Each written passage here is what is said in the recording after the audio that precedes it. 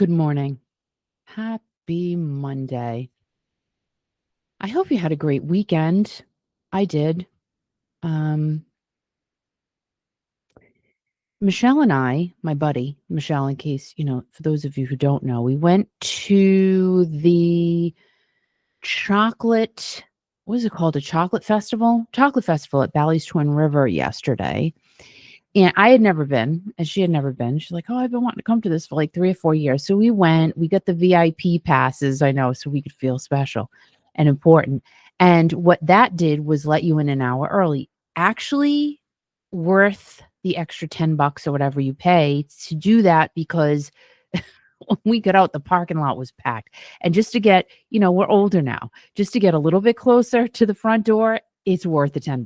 Anywho, I do think it's expensive to walk around to see vendors that you have to pay to get things. I mean, you do get some free samples, but they're not like the free samples I remember when I was a kid. I feel like free samples when I was a kid, like you got like a full sample.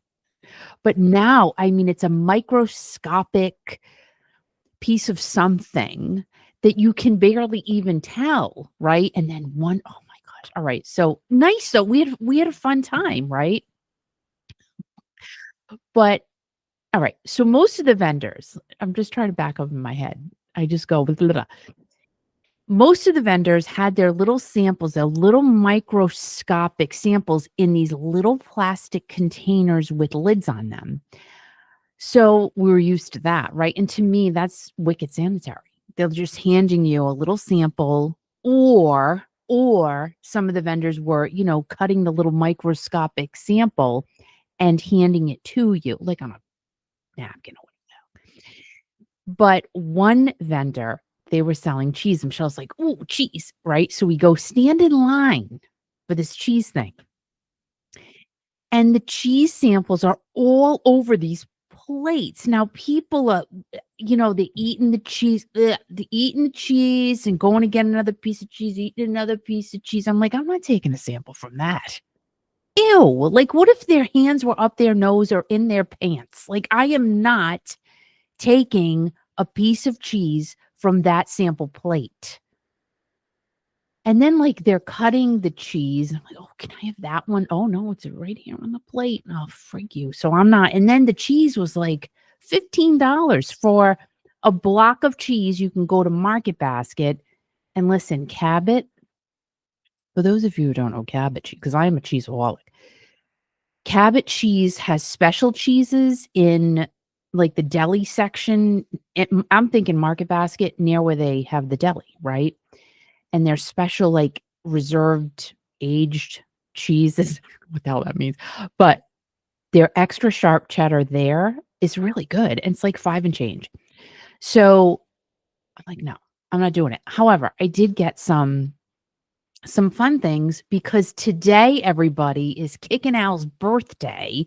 I won't reveal his age because he'll be pissed. But it is his birthday. Please go over to either the Kiki.fm page or his Al Snape page and wish him a happy birthday, please, because he needs a smile today. Happy birthday to my baby, Kicking Al. Yeah. No, to me, he's Al or Freddie. I've always called him Freddie.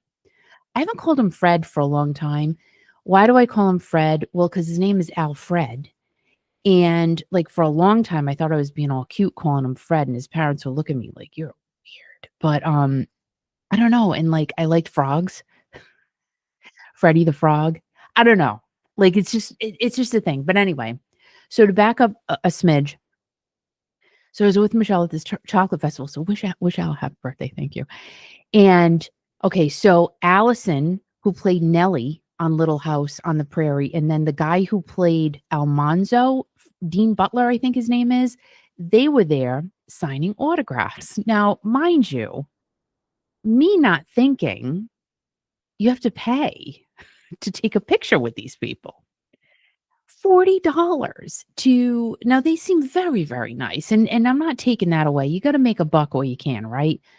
But $40 and let me tell you, the lines weren't that long for them. Now they had people in line, but you have to think, okay, so if there's 40 people in line, well, out of those 40 people, one person's going to go to get Allison's, one person's going to get Dean's, and you might get a few people that, you know, do both, but how much money you making? To me, you're already charging admission, really a healthy admission should be included. Then you give the money to those people that are traveling and doing a panel. They were talking about Little House on the Prairie. It was so good. They were so cute.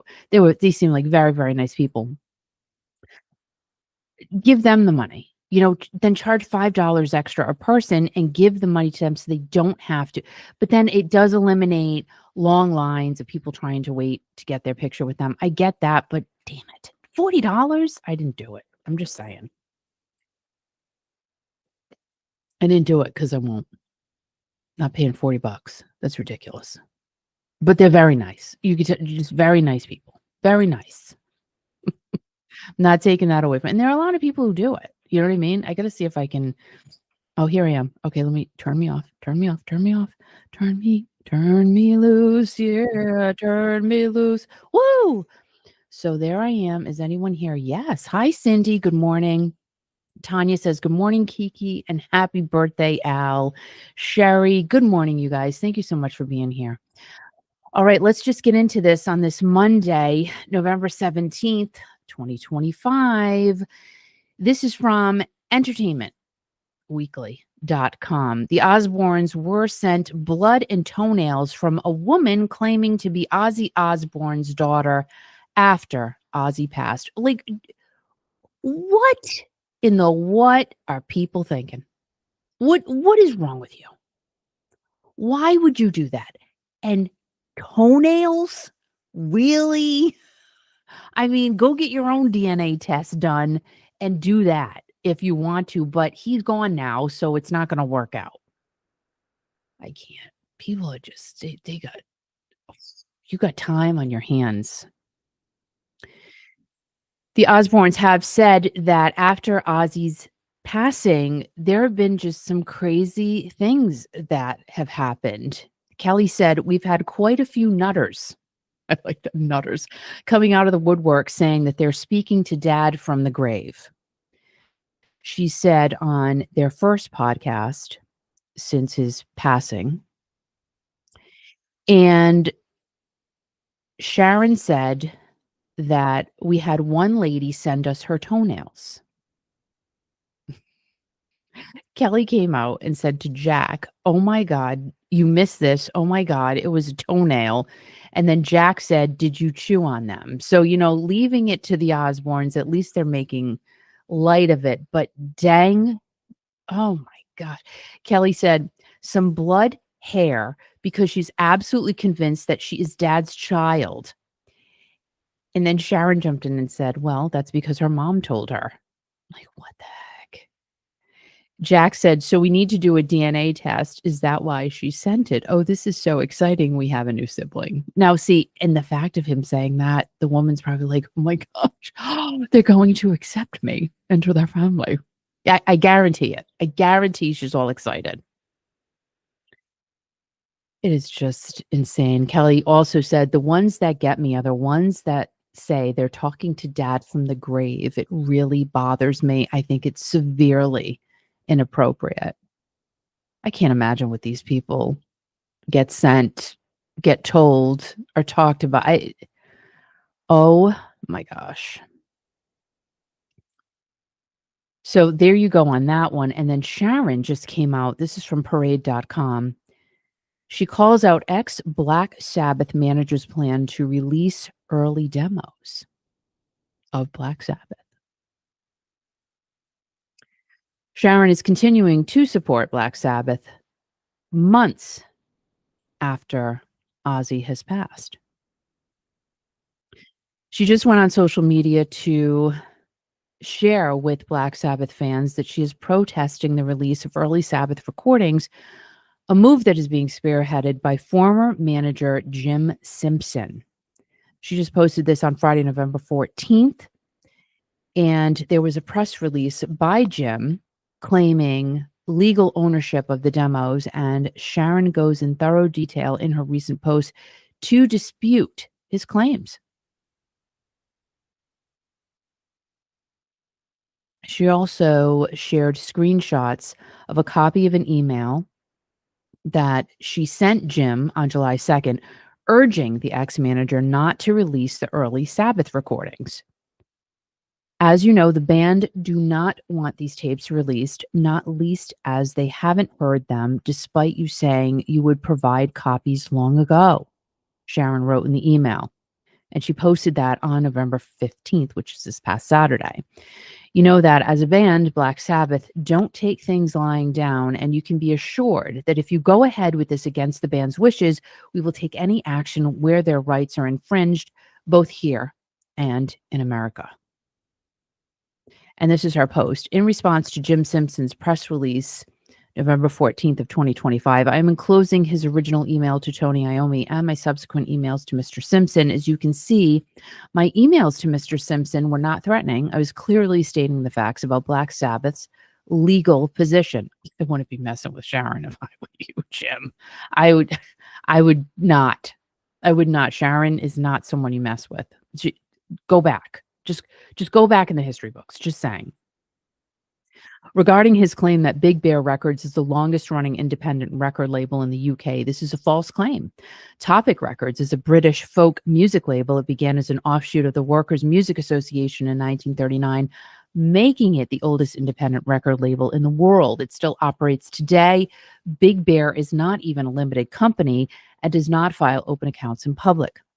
Simpson also states that he is in the process of relaunching Big Bear Records in a new distribution partnership with Trapeze Music and Entertainment Limited, director being John Cooper, a well-established company with a huge catalog, including the likes of Johnny Cash, Buddy Holly, Marlene Dietrich, Count Basie, Duke Ellington, Digby Fairweather, and hundreds of other artists. I seriously doubt that the artists he mentions or their estates would have authorized them to be sold in the USA. So it's going to be interesting to see where this goes. And let's see if Jim recants his position quickly. Because I don't think, like I said, you want to mess with Sharon Osbourne because she'll come get you. She'll do it. And you know what? Good for her. Scott, good morning. Saying good morning to Scott. And Scott says, Al, I will give you 75 cents because Al said he will charge $75 for a picture with himself. He always thinks he can get money for things of himself, and I tell him he cannot, and to stop asking for money for things of him.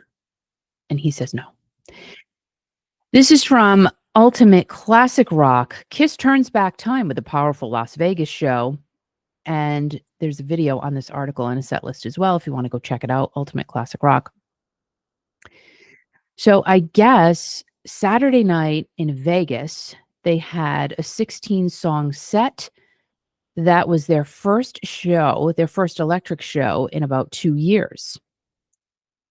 They performed without their makeup and costumes. Nothing on the stage was blown into smithereens. No one was flown across the audience. No makeup, no bombs. We're still pretty effing good, right? Paul Stanley said at one point. And earlier that day, Paul was hosting a cooking class. I'm going to teach you how to make pasta, then I'm going on stage. I mean, and one of the fans asked him if he was going to play, if they were going to play deep cuts during that show that night. And the fan said sticking to the classics was the way to please most fans. I completely agree. I think going into deep cuts at this stage of the game for these bands is just not a good move. My own personal opinion. Because for the 3 or 4 people out of the 3 or 4 million that want to hear the hits, who you here to please? I would say the majority. Just saying. And the band did play a couple of very rarely played songs like Take Me, Got to Choose, and Love Her All I Can. At the end of Cold Gin, lead guitarist Tommy Thayer paid tribute to Ace Frehley, his predecessor, by playing his version of She. Another former Kiss lead guitarist, Bruce Kulick, joined the band for the final two songs. That's awesome. I love Bruce. He's so nice, including the traditional Won't Get Fooled Again instrumental in the middle of Lick It Up. So this was the first electric show Kiss has performed since they concluded their 5-year-long end of the road farewell tour with 2 December of 2023 shows at MSG.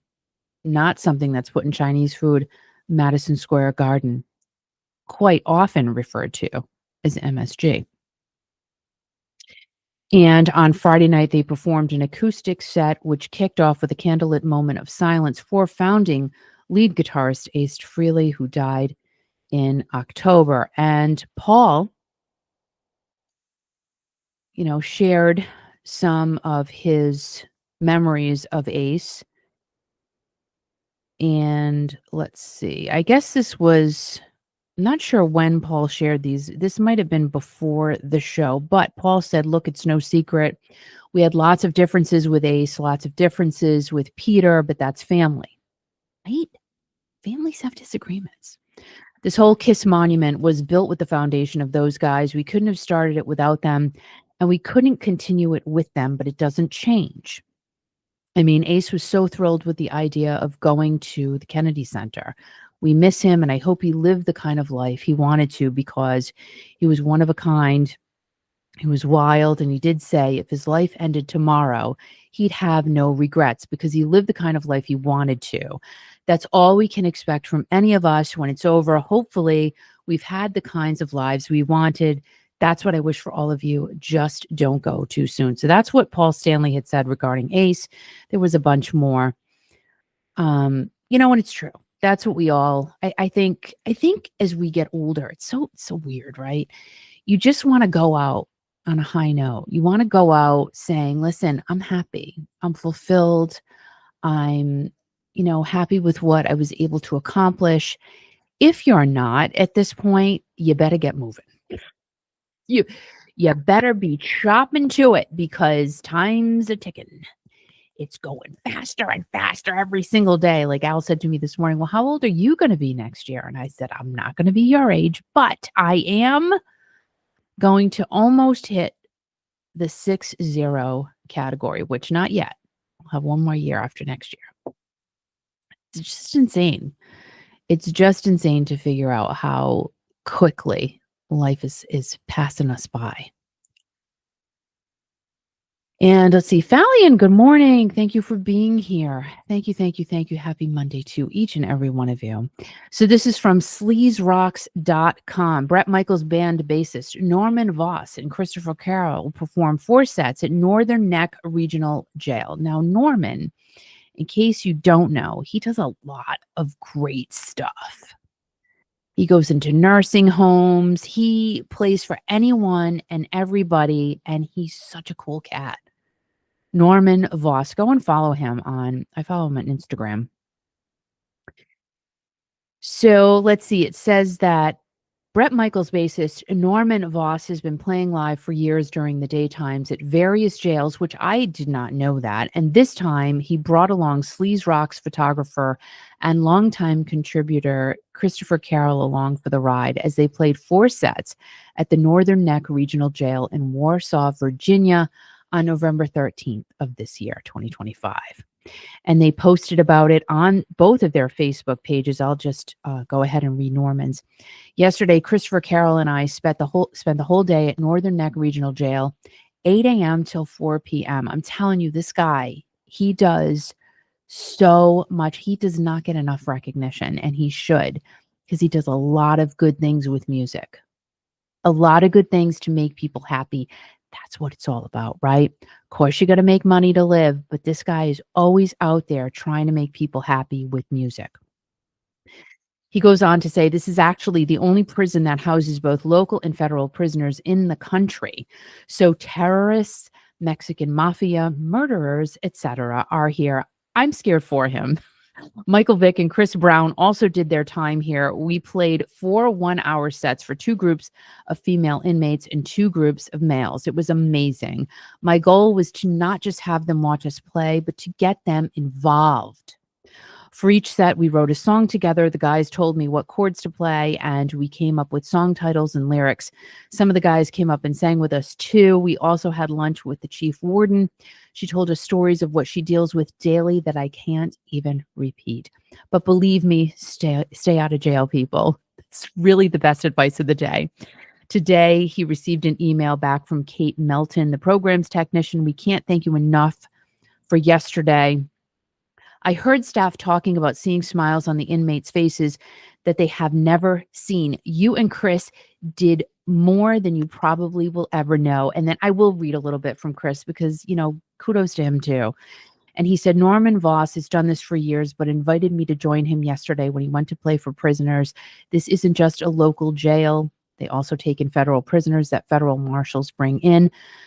And let's see, there was a story about a federal marshal who brought in some Colombian leader who helped overthrow the government. Holy crackers.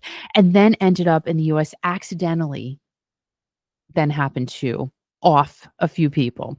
Since he was so rich and powerful, she said they flew him in, and when he landed, they had several SUVs as decoys because he could have had helicopters try to land to extract him, and a lot of police cars racing ahead to block every intersection so they didn't have to stop like they do the president. I can't even imagine. So I'm not going to finish reading the rest, but you know what? If you want to read it, go on sleazeRocks.com. Kudos to Norman and Chris. I mean, just great guys to do that. And like I said, follow Norman Voss on wherever I follow him on Instagram. Such a cool dude.